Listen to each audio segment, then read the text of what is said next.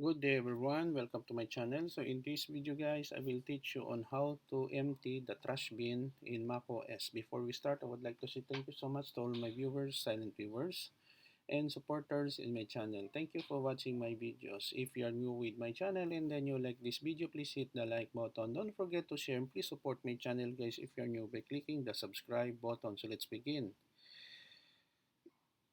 In this example, I'm using macOS Big Sur, but the concept is the same in any version of Mac, even it is the older or the recent one, it is all the same. So in this case, we will go to our trash bin.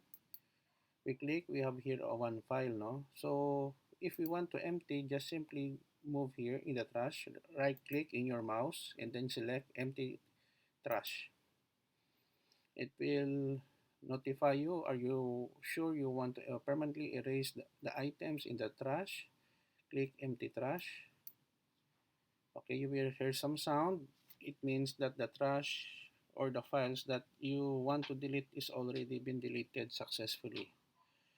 That's it guys, no? On how to empty the trash bin in your Mac OS operating system. Very easy, very simple to follow.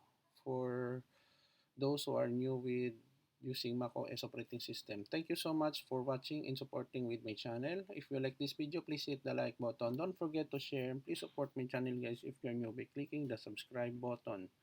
See you in the next video tutorial guys. This is your friend Jake saying bye bye for now.